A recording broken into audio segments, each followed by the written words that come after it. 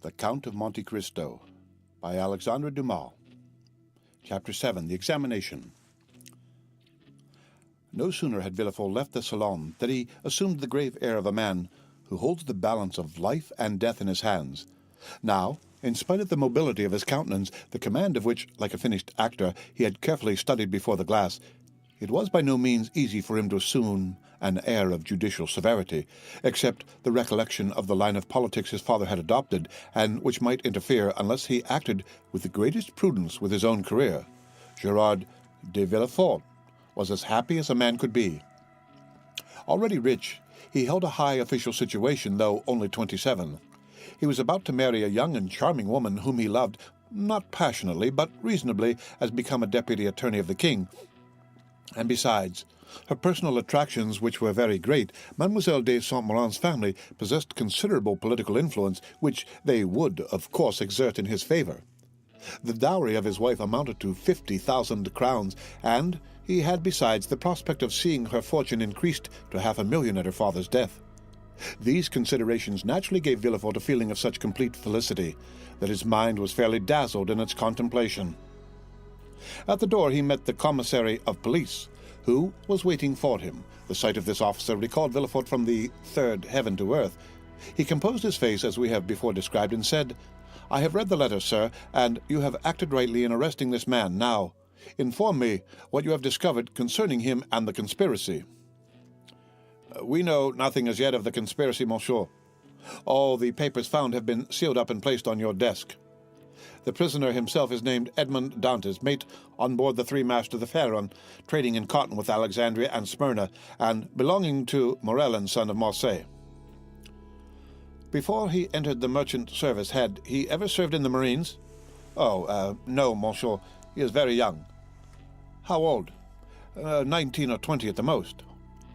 At this moment, and as Villefort had arrived at the corner of the Rue des Concierges, a man who seemed to have been waiting for him approached. It was Monsieur Morel. "Ah, Monsieur de Villefort," cried he, "I am delighted to see you. Some of your people have committed the strangest mistake. They have just arrested Edmond Dantes, mate of my vessel." "I know it, monsieur," replied Villefort, "and I am now going to examine him." "Oh," said Morel, carried away by his friendship, "you do not know him, and I do.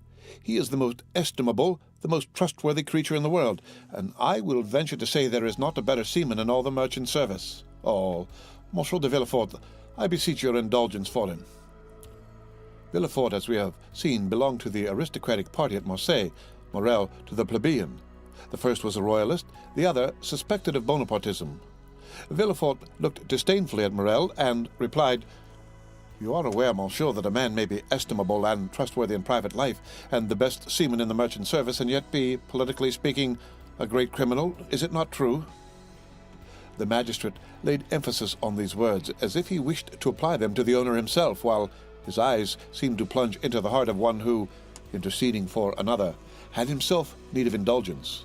Morel reddened, for his own conscience was not quite clear on politics. Besides, what Dantes had told him of his interview with the Grand Marshal, and what the Emperor had said to him, embarrassed him.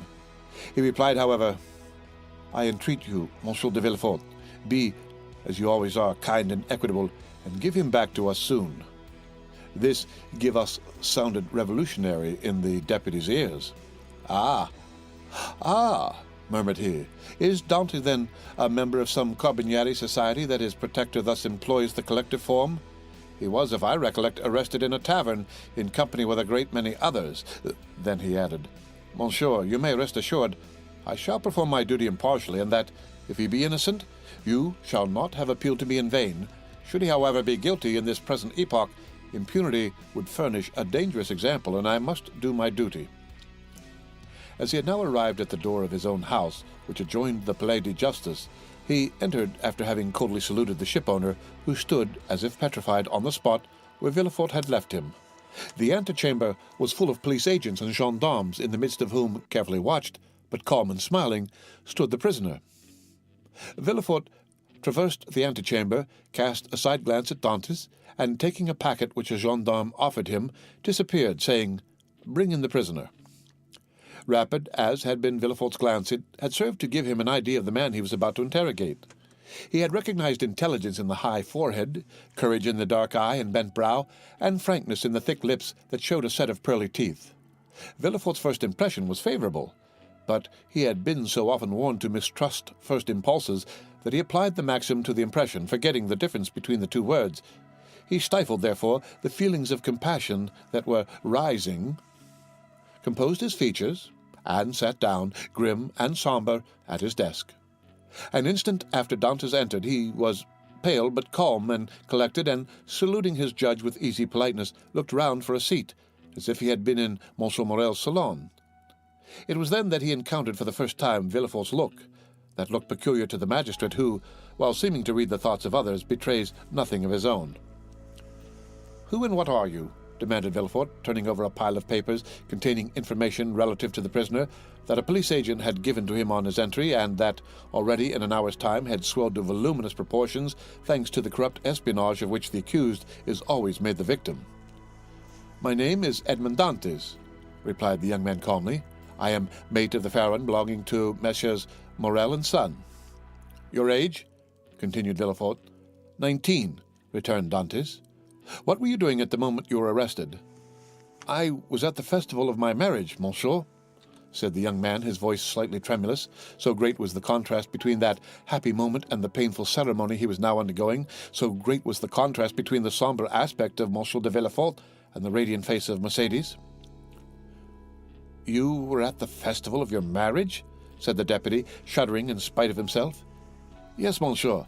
I am on the point of marrying a young girl I have been attached to for 3 years. Villefort, impassive as he was struck with this coincidence, and the tremulous voice of Dantes, surprised in the midst of his happiness, struck a sympathetic chord in his own bosom.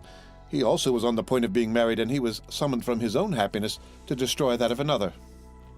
This philosophic reflection, thought he, will make a great sensation at Monsieur de Saint-Méran's, and he arranged mentally, while Dantes awaited further questions, the antithesis by which orators often create a reputation for eloquence.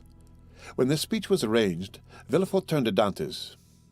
"Go on, sir," said he. "What would you have me say?" "Give all the information in your power." "Well, tell me on which point you desire information, and I will tell all I know, only," added he with a smile, "I warn you I know very little." "Have you served under the usurper?" "I was about to be mustered into the Royal Marines when he fell." "It is reported your political opinions are extreme," said Villefort, who had never heard anything of the kind, but was not sorry to make this inquiry as if it were an accusation. "My political opinions?" replied Dantes. "Alas, sir, I never had any opinions. I am hardly 19. I know nothing. I have no part to play. If I obtain the situation I desire, I shall owe it to Monsieur Morel. Thus, all my opinions, I will not say public, but private, are confined to these 3 sentiments. I love my father, I respect Monsieur Morel, and I adore Mercédès. This, sir, is all I can tell you, and you see how uninteresting it is." As Dantes spoke, Villefort gazed at his ingenuous and open countenance, and recollected the words of Renée, who, without knowing who the culprit was, had besought his indulgence for him. With the deputy's knowledge of crime and criminals, every word the young man uttered convinced him more and more of his innocence. This lad, for he was scarcely a man, simple, natural, eloquent, with that eloquence of the heart never found when sought for, full of affection for everybody because he was happy, and because happiness renders even the wicked good, extended his affection even to his judge, in spite of Villefort's severe look and stern accent. Dantes seemed full of kindness. "Pardieu," said Villefort, "he is a noble fellow. I hope I shall gain Renée's favor easily by obeying the first command she ever imposed upon me. I shall have at least a pressure of the hand in public and a sweet kiss in private." Full of this idea, Villefort's face became so joyous that when he turned to Dantes, the latter, who had watched the change on his physiognomy, was smiling also. "Sir," said Villefort, "have you any enemies, at least that you know?" "I have enemies?" replied Dantes. "My position is not sufficiently elevated for that. As for my disposition, that is, perhaps, somewhat too hasty, but I have striven to repress it. I have had 10 or 12 sailors under me, and if you question them, they will tell you that they love and respect me, not as a father, for I am too young, but as an elder brother." but you may have excited jealousy. You are about to become captain at 19, an elevated post. You are about to marry a pretty girl who loves you, and these two pieces of good fortune may have excited the envy of someone. You are right. You know men better than I do, and what you say may possibly be the case, I confess, but if such persons are among my acquaintances, I prefer not to know it, because then I should be forced to hate them. You are wrong. You should always strive to see clearly around you. You seem a worthy young man. I will depart from the strict line of my duty to aid you in discovering the author of this accusation. Here is the paper. Do you know the writing?" As he spoke, Villefort drew the letter from his pocket and presented it to Dantes. Dantes read it. A cloud passed over his brow as he said, "No, monsieur, I do not know the writing, and yet it is tolerably plain. Whoever did it writes well. I am very fortunate," added he, looking gravely at Villefort, "to be examined by such a man as you, for this envious person is a real enemy." And by the rapid glance that the young man's eyes shot forth, Villefort saw how much energy lay hid beneath this mildness. "Now," said the deputy, "answer me frankly, not as a prisoner to a judge, but as one man to another, who takes an interest in him. What truth is there in the accusation contained in this anonymous letter?" And Villefort threw disdainfully on his desk the letter Dantes had just given back to him. "None at all. I will tell you the real facts. I swear by my honor as a sailor, by my love for Mercedes, by the life of my father." "Speak, monsieur," said Villefort. Then, internally, "If Renée could see me, I hope she would be satisfied, and would no longer call me a decapitator. Well, when we quitted Naples, Captain Leclerc was attacked with a brain fever. As we had no doctor on board, and he was so anxious to arrive at Elba that he would not touch at any other port, his disorder rose to such a height that, at the end of the third day, feeling he was dying, he called me to him. 'My dear Dantes,' said he, 'swear to perform what I am going to tell you, for it is a matter of the deepest importance.' 'I swear, Captain,' replied I. 'Well, as after my death the command devolves on you as mate, assume the command, and bear up for the island of Elba.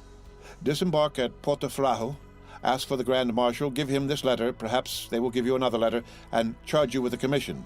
You will accomplish what I was to have done, and derive all the honor and profit from it.' 'I will do it, Captain, but perhaps I shall not be admitted to the Grand Marshal's presence as easily as you expect.' 'Here is a ring that will obtain audience of him and remove every difficulty,' said the captain.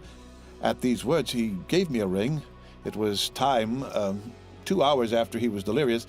The next day he died." "And what did you do then?"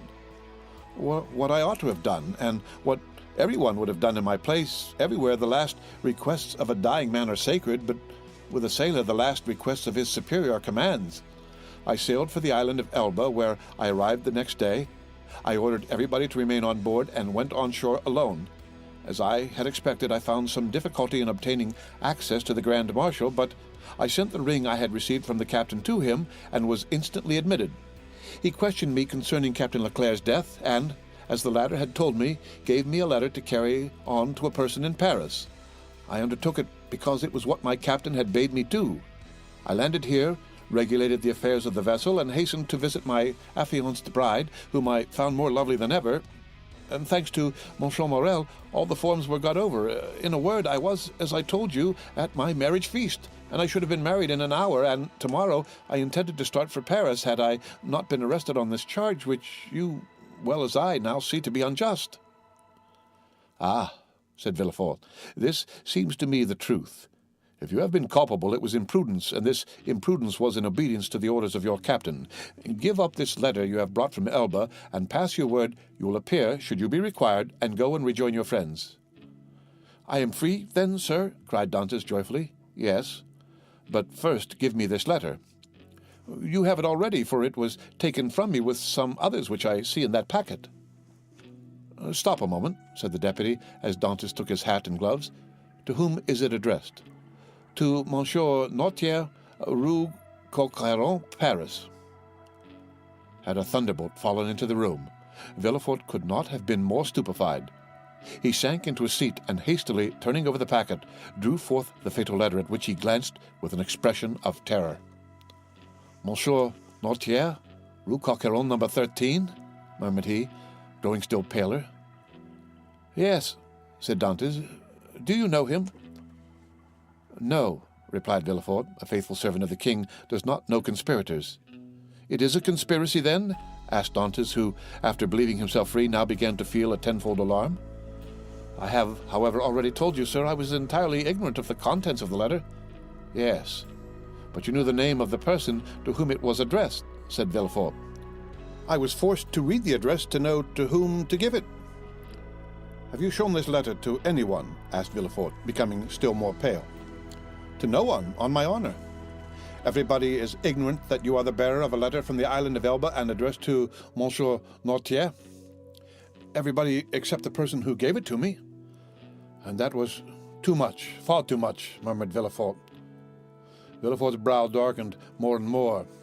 His white lips and clenched teeth filled Dantes with apprehension. After reading the letter, Villefort covered his face with his hands. "Oh," said Dantes timidly. "What is the matter?" Villefort made no answer, but raised his head at the expiration of a few seconds, and again perused the letter. "And you say that you are ignorant of the contents of this letter?" "I give you my word of honor, sir," said Dantes, "but what is the matter? You are ill. Shall I ring for assistance? Shall I call?" "No," said Villefort, rising hastily. "Stay where you are. It is for me to give orders here, and not you." "Monsieur," replied Dantes proudly, "it was only to summon assistance for you." "I want none. It was a temporary indisposition. Attend to yourself. Answer me." Dantes waited, expecting a question, but in vain. Villefort fell back on his chair, passed his hand over his brow, moist with perspiration, and for the third time read the letter. "Oh, if he knows the contents of this," murmured he, "and that Noirtier is the father of Villefort, I am lost." And he fixed his eyes upon Edmond, as if he would have penetrated his thought. "Oh, it is impossible to doubt it," cried he suddenly. "In heaven's name," cried the unhappy young man, "if you doubt me, question me. I will answer you." Villefort made a violent effort, and in a tone he strove to render firm. "Sir," said he, "I am no longer able, as I had hoped, to restore you immediately to liberty. Before doing so, I must consult the trial justice. What my own feeling is, you already know."